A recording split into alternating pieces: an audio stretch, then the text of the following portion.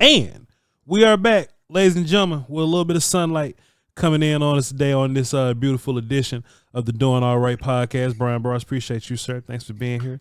Good to see you, sir. We got some players to talk about. Look, we was going to talk about the players yesterday, man. But look, when the news is breaking, when the grease is hot, Bryan Broaddus, you know what I'm saying? You know what I mean? Like a lot of times you got to wait for the grease to get hot, but once it hit 350, go ahead and drop the fish in there. You know what I'm saying? And get it going. So we had to talk about Pickens. Put the fish away from you too, by the way. Never put the fish. Put the fish, swirl them, and then put them away. Swirl them away because I don't want to splash you. We still gonna talk about Pickens because it's hot out here, Bryan. But we are gonna talk about our 3 players from our undrafted free agent class. But Bryan, I forgot to ask you yesterday. I know we had such a great conversation, and I don't write notes, Bryan. I just do this. I forgot to ask you yesterday, Bryan. Do you think Pickens has hit his ceiling yet? And like take the player he is, think about how much room he has to grow. And that could be, hey, we got coaches over here that could teach you how to run some routes or something, or could teach you how to improve your timing on XYZ. And do you think that factors into whether you think the Cowboys bring him back long term or not? Don't think he'll ever be a great route runner. Don't know if Junior Adams, the coach, I'm sure there are things they're going to work on. They're going to try and get him to, hey, listen, at this route, when you get to the 12 yards, you got to hit your right foot in the ground. You got to angle in. I don't think that's ever going to be his game. I really don't. And I know he's 24 years old and he's a young guy. He's played a lot of football already, collegiately. Yeah, he had the knee injury and stuff, but he's been in a lot of big time games. I think he is who he is. And I think where he can improve is maybe a little bit better of an understanding of the game. I just don't think the route running is going to be something that we're going to say, wow, look at that. That's Jerry Rice out there running routes, or that's Amari Cooper running routes, or that's Larry Fitzgerald running routes. Yeah. This guy's a really natural football player. He does. He's and probably some of his frustrations in his life is that he's played like that, and he believes so much in his ability.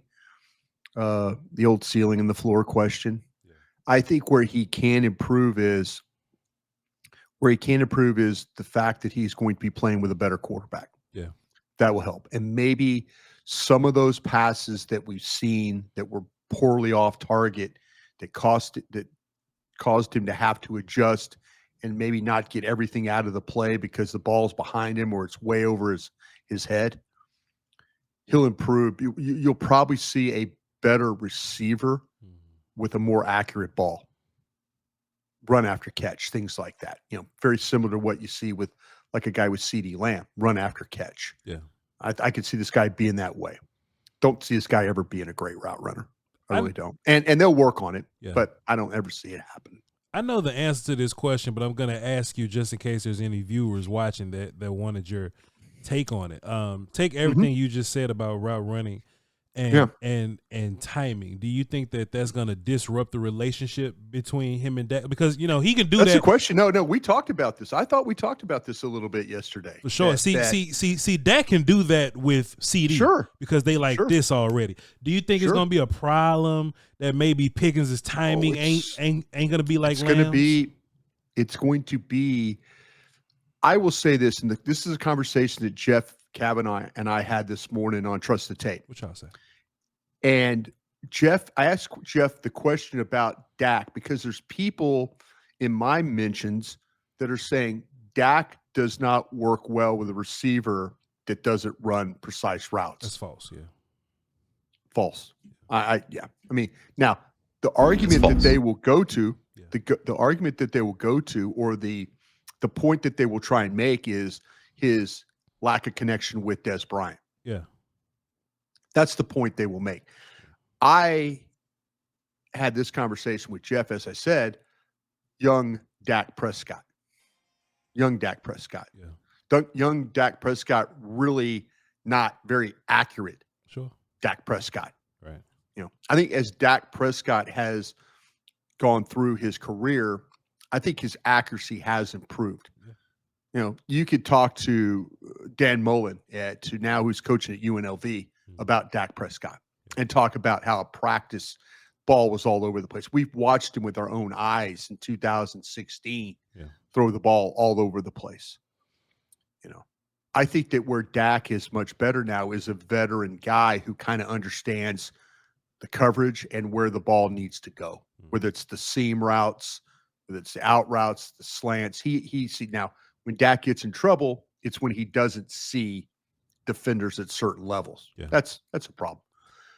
But I feel like that more advanced Dak Prescott with this type of receiver with improved accuracy, you're just going to have to find ways to get on the same page like you do with CeeDee Lamb. You're just going to, for this to work for this year, you're going to have to work on that.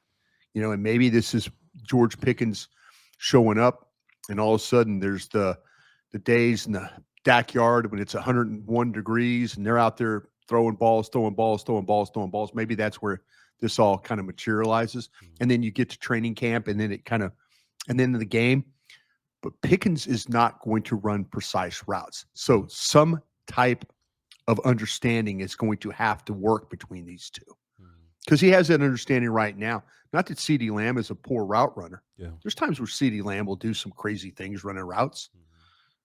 Pickens is just a little bit more of that, a little bit more of the off script. More of a challenge, more of a challenge. Yeah, more of a challenge. Yeah. I think the veteran Dak Prescott, the more accurate Dak Prescott, and I get it. There's going to be comments when I read the comments this morning. It's going to or whenever it's going to talk about, well, Dan Broaddus, Dak has never been accurate. You don't know what the hell you're talking about. You don't know. This guy's accuracy has improved throughout his career. Yeah, that is a fact. That is an absolute fact. So, you know, Dak is willing to work very, very hard. George Pickens is a very hardworking guy himself too. I think they're going to want to get on the same page. I think you're going to want to see in the Dak yard. There'll probably be CeeDee Lamb will be involved. Probably, you know, Tolbert will probably be involved. Maybe George Pickens will be involved. You know, that's where this thing needs to get to. Because we really don't have a lot of time. Yeah, we really don't have a lot of time. You and I just put a draft to bed. Sure. Next thing that's going to happen is OTAs. Yeah. And then there's going to be a 4-week period where they don't do anything from like the middle of June until the 21st of July. But now then it's getting ready for an NFL season. Yeah. They have a lot of ground they have to cover here in the next several weeks. I think they will. But yeah, a more ready Dak Prescott. And I say ready, I say a guy who is grown as a passer. I think one challenge that Dak had to kind of deal with last year, and it just boosts up a little bit more, is that you had so many types of different dudes kind of all doing the same thing. You know what I mean? To where, all right, I could be throwing a deep ball to 6-foot CeeDee Lamb, or I could be throwing it to 5'9" Turpin, you know? So I would have to make sure I knew who was out there. Like the same Texas route that I throw to Rico, I can't throw it to Deuce like that because Deuce is so little bitty. You understand? Shorter. Yeah. Shorter, so Dak has to like keep it in his mind who's out there and who he's dealing with. Just one more thing for him to do. But I think he's like capable of doing that. But the one thing that just keeps popping out to me, Brian, was, you know, we'll see these Fangio type defenses. Or we'll look at what Green Bay did to us a couple years ago and just like, man, couldn't nobody get open. We just couldn't get nobody to beat man. Just neither one of y'all could beat man on man. They'll double Lamb and they'll dare everybody else to beat you one-on-one. So now Dak is to be like, oh, I got George over there. Let me one-on-one this little situation right here and it'll be cool. Brian, one more thing before we get into these players here. Little Birdie told me, Brian, one of my sources told me that they allegedly might be possibly having a George Pickens conference call with the Cowboys media coming up soon. I don't know when, I don't know where, but they said it might be happening. Brian, 2:30. 2:30, cool. 2:30 to 2:30 today, 2:30 Central Time. I don't think it's going to be because it's a conference call. Yeah, you'll only get you won't get it on DallasCowboys.com or 105.3 The Fan, or so it'll be. John Machota, Todd Archer, Clarence Hill, those kinds of guys will be running it. And then you'll probably get the transcripts, from what was said or a little audio from that. Okay. So me and you got the same sources. Cool. Yesterday we was talking about George Pickens not being an off the field issue for real. He ain't really no problem guy like that. But a lot of his stuff does come through the media.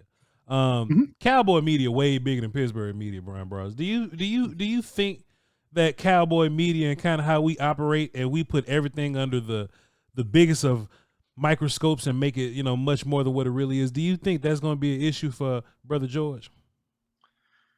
I don't. I think that George Pickens is used to scrutiny. He played at Georgia, high profile program, so I think he understands expectations and what media involvement he has. Yeah. Is the Pittsburgh media, I can't sit here with good conscience and say, well, the Pittsburgh media is soft, or Pittsburgh media is too hard, or Pittsburgh media doesn't care. I can't say that. I know that the things that you and I do on a daily basis, and we really try and be educated on our thoughts. We really try to get answers from people. Matter of fact, I just got an answer. I asked a question to a source of mine about, are they done at running back? And the source just said, yes, we're done. So I don't anticipate any Nick Chubb or any of that kind of stuff going off. Okay. So anyway, just got that as you and I were talking. Appreciate you. No problem. But I think that the Dallas, we try our best to get answers. We try our best. I don't think we try and be bullies. I think we try and get, well, hey, why is this not working? Or why is it working? We try and point those things out. There's some media that I think can be really hard. The Philadelphia media can be really hard. I think historically the New York media, the Boston media can be really, really hard. Even Chicago media can be really, really hard. I think our media here tries to ask questions in a way to get answers. Why me?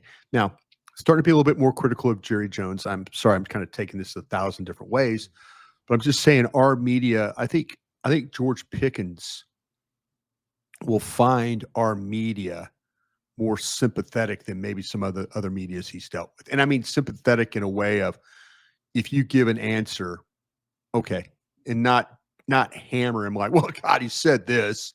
It's going to be, well, Pickens, I asked this question and this is the answer Pickens gave me.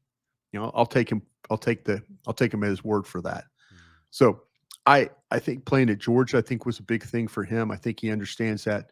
Pittsburgh, like I say, I'm not going to sit there and act like I know Pittsburgh media, but I will say this. I know this media here, and guys like yourself, you and I are part of that.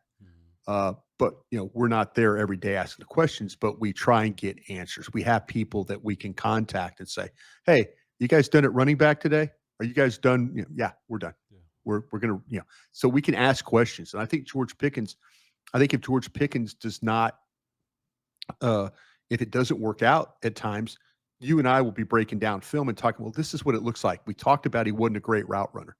We'll be critical that way more so than George Pickens is a bum.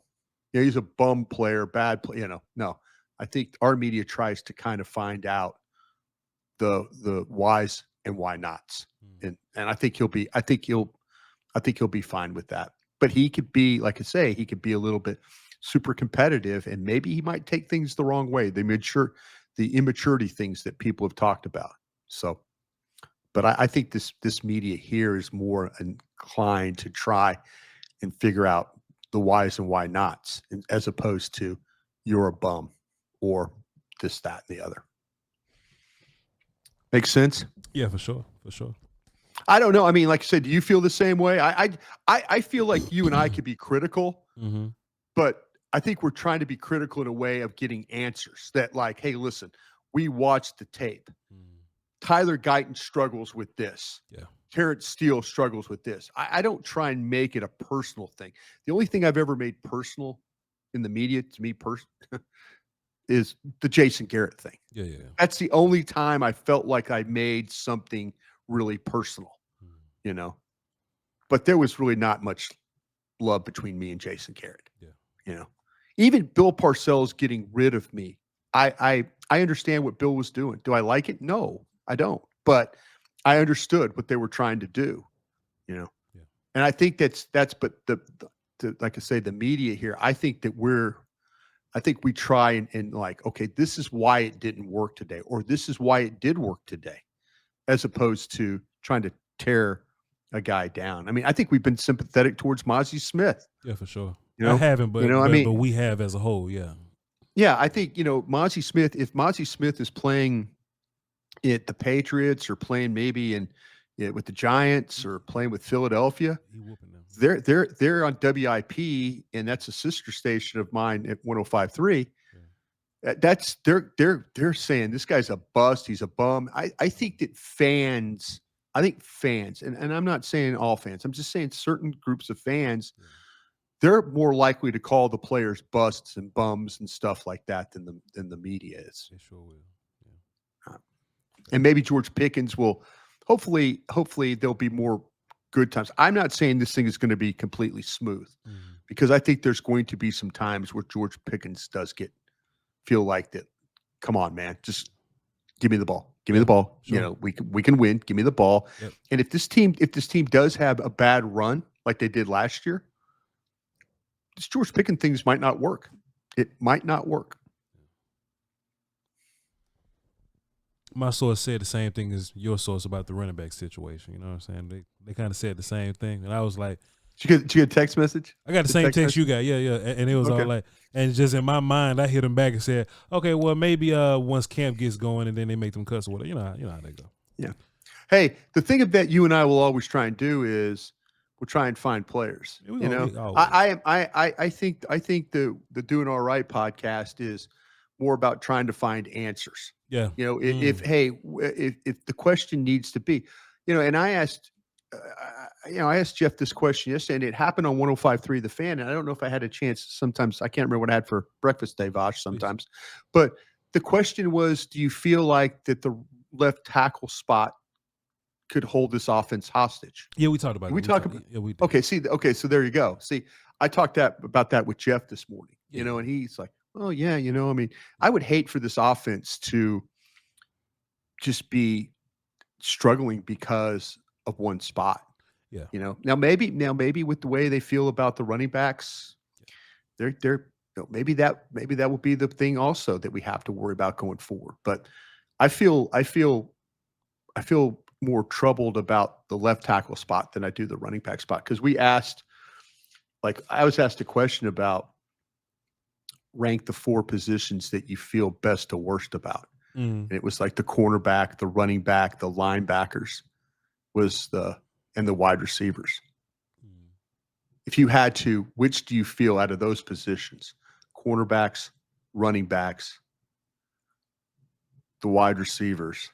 What's the other one I got? Linebackers, cornerbacks,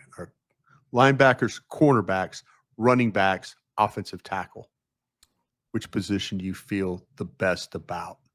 I feel sorry, it wasn't offensive line. It was tight ends. Tight ends. I'm sorry, tight ends. I'll get this. I promise I'll get this S right before we get going here. It's all right, Brian. All right, don't worry about it. It's all right. Tight end, running back, linebacker, corner. Rank them. In order you feel the best to the worst about. Shit, we got trouble at all in, Brian. I thought it was a great question. This actually came off the Love of the Star podcast with me and Eric Chiafalo.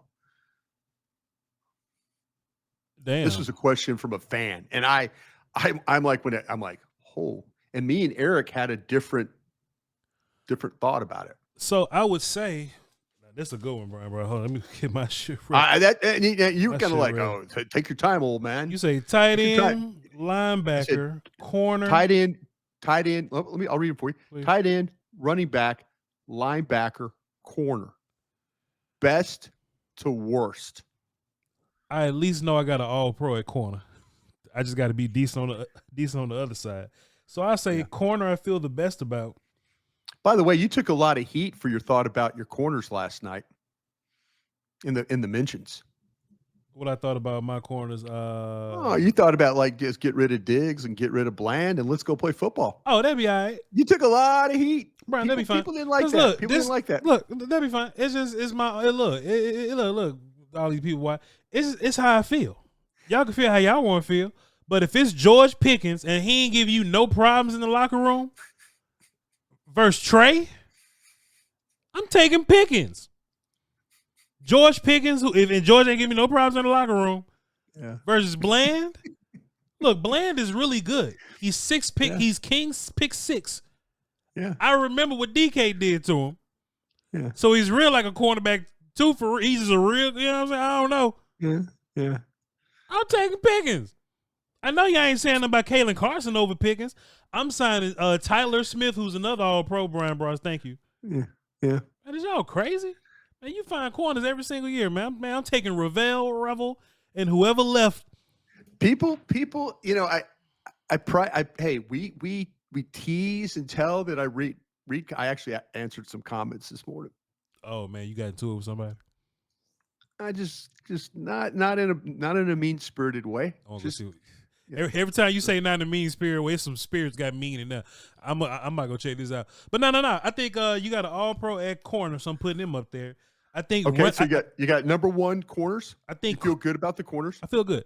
I think. I think running back. Requires the least amount of talent to be good. So I'm taking running back. I guess I'll say tight end because I feel cool about Ferguson as tight end 1. And the rest of them guys going to get in where they fit in.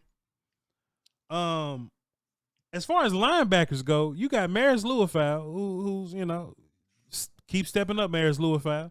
And the cat from the Bears that Eberflus like. But Overshown's hurt. If Overshown's healthy, I might move linebacker up. But Overshown's injured. And I don't know what he's going to come back looking like. So I got the most questions about linebacker out this list. So corner, running back, tight end, linebacker.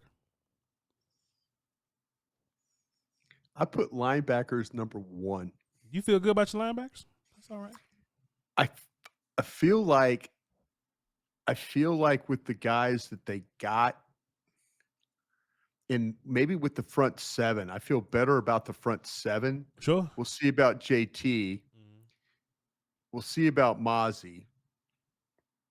But I kind of feel good about, and I wonder if that's going to help Murray and Sanborn and those guys. And I've seen Murray make a bunch of tackles in his career. Yeah. I've seen young Sanborn make plays. You know, we'll see what happens with Maris Louisfowl, but the times he's been able to play, I felt like that it was a pretty good level. It was cool. The group that I felt the worst about was your number 1 group. Corners. Yeah. The only reason I got corner up there is we do have an All-Pro corner there. This is the only group that got an All-Pro corner that has an All-Pro player in it. So I'm at least taking him. I think I can figure out cornerback 2 with the rest of my bodies. I at least feel like that. Okay. I don't have an All-Pro running back, tight end, or linebacker over there. Brian, I would trade all these linebackers for damn Carson Schlesinger right now. Oh, yeah. You know how it goes. I will say this, and I want to give you I'll give you the fist bump here right now, my friend. Give me the fist bump. Man, what we do? Give me the fist bump. You were on Carson Schlesinger right off the jump. Damn straight.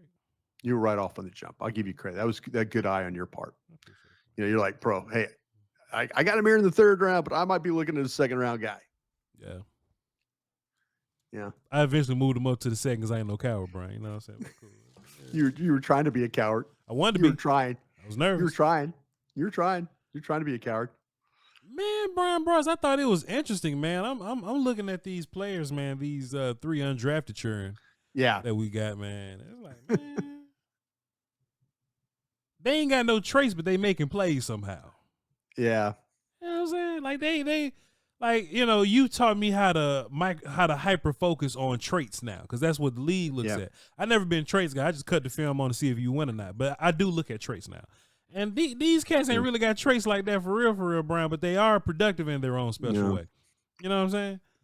Something to that, man. There's something to that. If you had to rank it, Brian, how you think I like these guys? How you think I would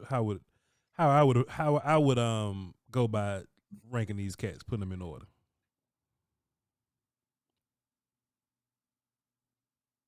It's down, because now you've got me thinking about, you know, when you always ask me these questions and stuff like that. All right, I'm going to say I'm going to say you had Kelly 1, Childers 2, and Barron 3. You know, Brian, I normally don't like DBs at all. You know what I'm saying? I just hate watching. I know. But it takes a fun DB for me to rank them over some folks. You know what I'm saying? I think your list is on point, Brian. You got it. Did I get it right? That's exactly where I'm at with it. You know what I'm saying? I would have thought maybe. I thought maybe you would have. I thought maybe. I was guessing. Mm-hmm.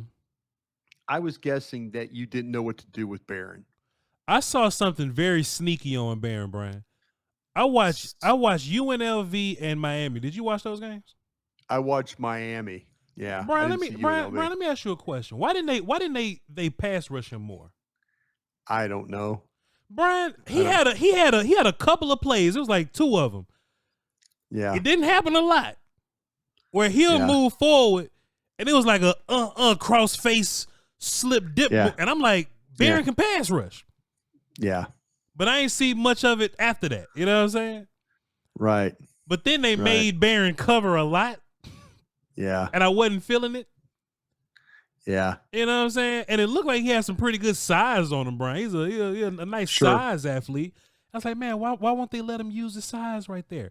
I felt like he saw what was going on good enough. Mm-hmm. He just didn't always get there. Sometimes they ran directly at him. He tackled them people. I just feel like he didn't consistently get there like I wanted him to, Brian. And maybe the Syracuse coaching staff could have done a better job of putting him in situations where he's good at, which is really moving forward in real life. Moving forward. And I agree. And not backwards. But Syracuse made him go backwards. But maybe if they ask him to go forward more, he'll be maybe he's a Sam linebacker. I don't know. But it was a handful of plays I saw him pass rushing. It seemed like he had some pretty good wiggle, and I ain't seeing him rush very much no more. I watched Miami and UNLV, Brian. What you thought about Justin Barron? The thing that's really interesting about this guy is he's really never had a position. And I always like to go back and see where these guys are at. Mm-hmm. This guy was a wide receiver, turned defensive back, turned linebacker. Is what he is. They line him up out there as safety sometime, Brian. Yeah, exactly. And you could see, you're right about the sideline to sideline stuff. I think there's some length. I think there's some fluidity to slip past the blockers rather than to take them on. I don't think he wants to take on anybody. 6'4", 225. I just don't think that's a good way for him to play. But there's some size with the length. There's some speed. He's competitive. I think he's got the right kind of mindset when you watch him play. The angles, I think he sees those things really, really well. I think there's some acceleration there at that linebacker spot. I think he can, when you're talking about when him running and getting to the ball, I don't want to put him in a ton of man coverage stuff. I mean, they tried to have him with, some carrying some tight ends and stuff like that. I think what they've done here, this is just my gut feeling. Yeah. I think our special teams coach found this guy. I think this is one of those hybrid. He could play linebacker. He could play in the secondary. But you go back and look at his history at Syracuse, he played a ton of special team snaps.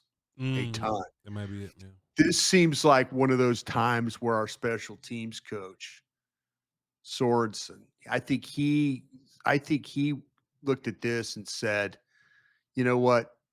Give me a guy, if you're going to give me a kind of a core type player that can maybe play, like I said, some linebacker, backup linebacker. I don't think this guy is a starter by any means. But what I think he could do is the linebacker, the secondary, and play all the special team stuff. This seems like to me, because he doesn't have a lot of bulk to him. His size, the length, and all, as I mentioned, is really, really good, and how competitive he is, and some fluidity to his game. This seems like a guy that's player. When you dress 48, he's player. He's player 45, 46, 47, 40. He's that guy. Yeah. He's the guy that can play some backup positions, but he's going to play on every single one of your special teams. Yeah. That's kind of where, and I bet you this is the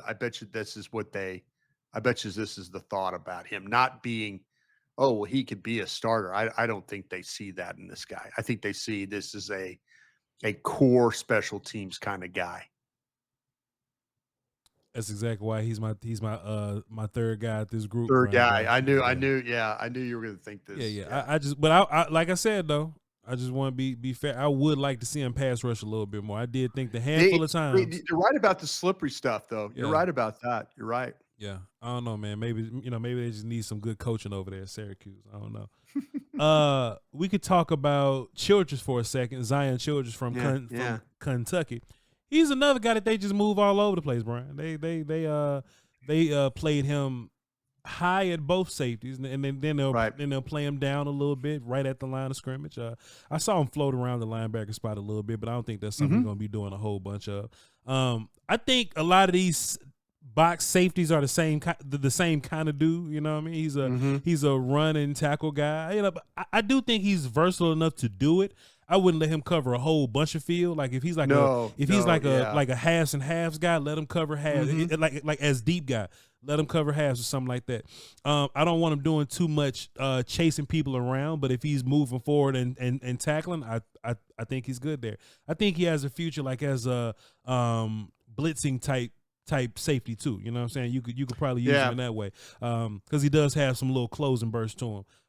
Sure does. But and he's a guy that racks up tackles and could be really good in like a cover two situation. So Zion Childress is another cool versatile player for you that's probably gonna compete, and I think he's in that same group as like Marquise Bell and these guys, right? Like every year there's always a safety candidate, and they cut down the amount of jobs they have. Last year was a kid from ECU. I forgot his name. But they cut down the jobs on these guys, and they say, all right, this is what you do here. And I think they end up excelling at that job if they just tackle and cover space really well, or just cover space decently and not get whooped or whatever. So Childress is a cool player. I wasn't blown away by him, but he is my second favorite guy of this bunch. Yeah, I just to give you a little background, he's 6 foot, he's 195 pounds. This kid's from I believe he's from the Houston area, and he went to school initially at Texas State down in San Marcos, and he played 2 years down there. And then he was in a situation where he wanted to play more competitive football. Texas State plays some good competitive football, but he wanted more of an opportunity, and so he went to Kentucky. He's a 2-time captain. This guy has started 25 straight games at safety for Kentucky. And the things that you kind of talked about, he is a solid built player. He has good speed. He's got agility. He's got some lateral quickness to his game. When you watch him in run support, he could close it down pretty quickly. I think he does have a football IQ with the instincts, the visions in order to make the plays on the ball. He can cover a lot of ground when making tackles when he's playing down near the line of scrimmage. I thought that was really a good part of his game. And I thought there was some good physical plays, some decisive plays. There were some missed tackles, but overall, I didn't think he was a poor tackler. But there was some where you're like, oh, geez, he missed that play.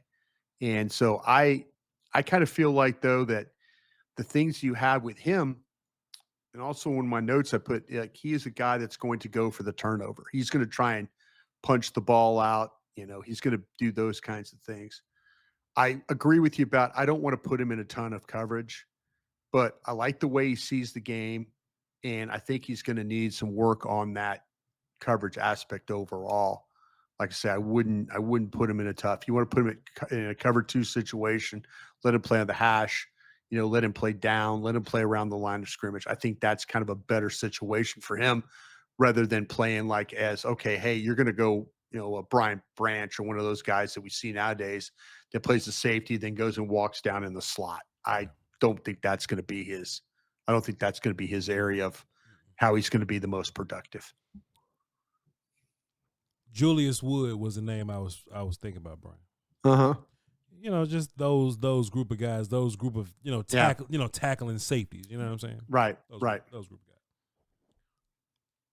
Man, Josh Kelly, another interesting character, ain't he, Bryan Broaddus? Yeah.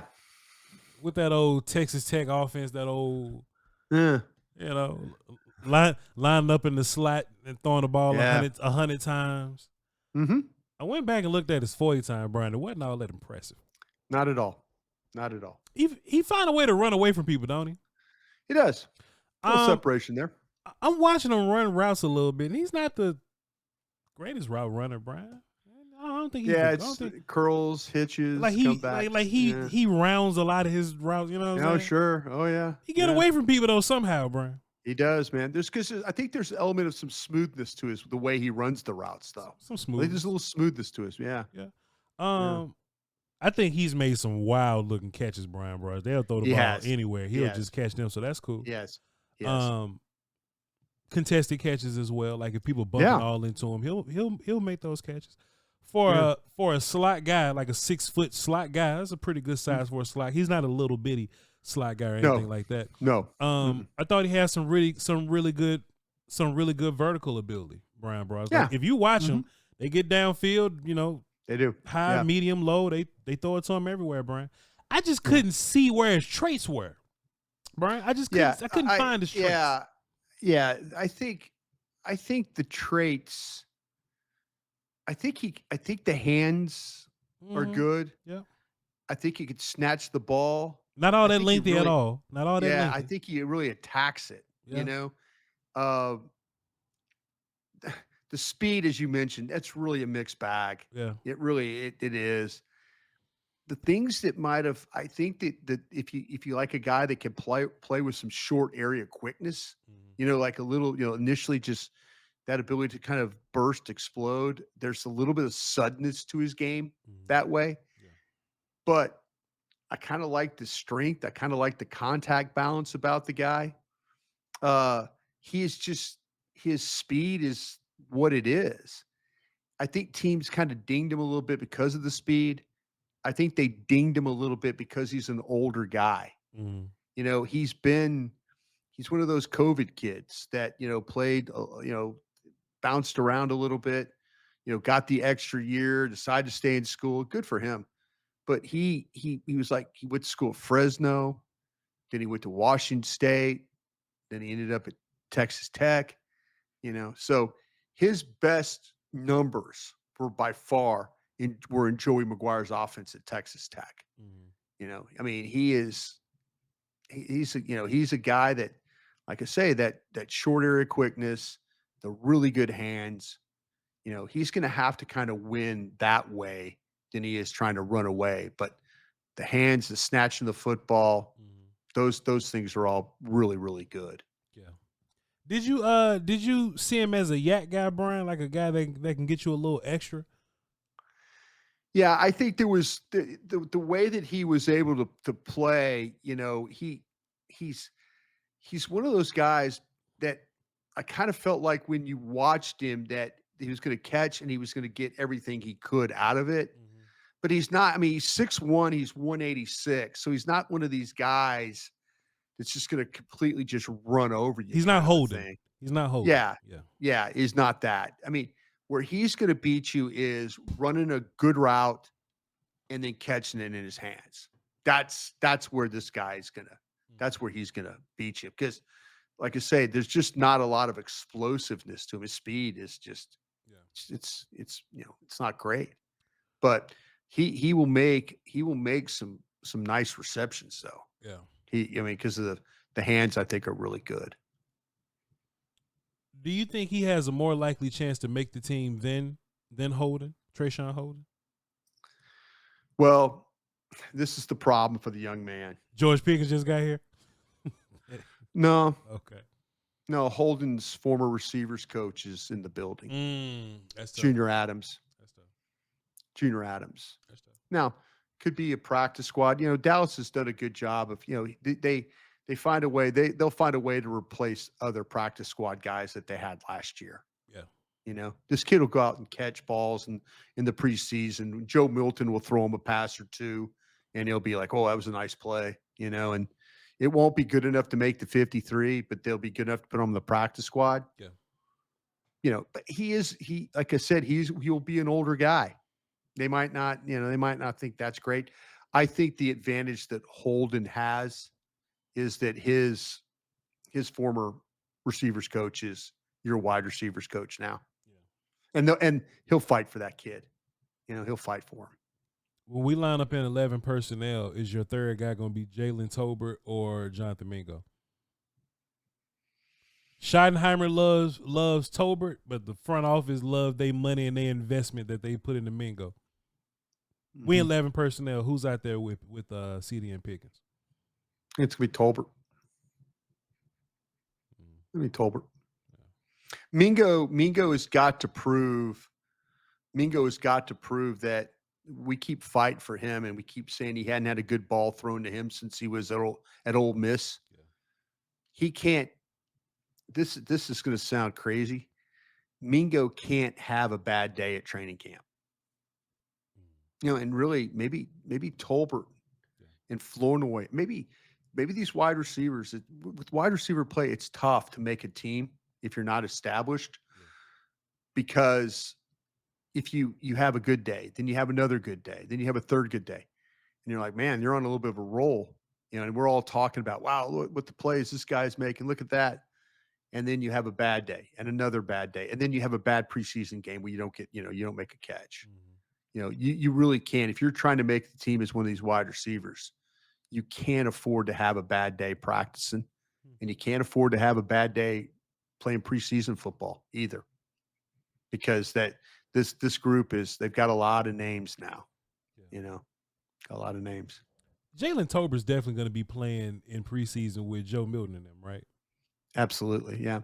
I think that's why they went out and got the veteran offensive lineman as well. Yeah, to give him a look. You know, yeah, because what you don't want is Joe Milton to drop back and be running for his life every snap.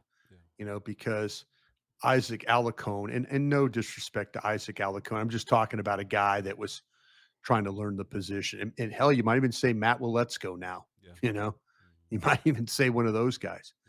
Yeah. But you want to be able to evaluate Joe Milton, but you want to be able to evaluate, you know, with Tolbert and Tolbert, fine receiver. He just needs to put together those better days. Sure. Like, he can't have a great game against Pittsburgh and then not play well for the next 3 games, and then all of a sudden he comes back. Can't have that. Bryan, it's always a pleasure working with you, man. You know, it's always. Thank you, sir. It's always. I know my energy wears you out sometimes. You know what I'm saying? What do you mean your energy wears me out? I know I'm exhausting to work with sometimes, Bryan. But I appreciate Not it. At all, man. I look forward to doing it more in the future. Oh man, it's on the way, Bryan. We'll let the people know. On the way. We'll let the people know when it's time. Yep. If y'all going to camp or whatever, I don't know if Bryan want to talk to y'all in camp because he don't talk to y'all on Twitter. But if y'all run into us at camp, I think on Twitter, if you come up and say hello to me at camp, I'm likely to say hello to you. I like to sit in the stands. And watch practice sometimes. I think so. If you see me up there, say hello. This is the damn the damn camp to be at. You know what I mean? So if y'all run into us, I'll be around. You know, Bryan's gonna be around. Yeah. We've been talking about that lately. So be sure to tap in with us. Follow me at VOCHLOMBARDI. Y'all make sure y'all tap in with BRY in Broaddus. He ain't gonna answer you on Twitter, but just follow him anyway because you never know. All right. We will catch y'all next time. We love y'all. The people. We're gonna break down these last 3 players. I need to find some film on some of these people. Stephen F. Austin. I need to find out where the hell that's at. And get this going. Y'all hold it down, y'all. Crown.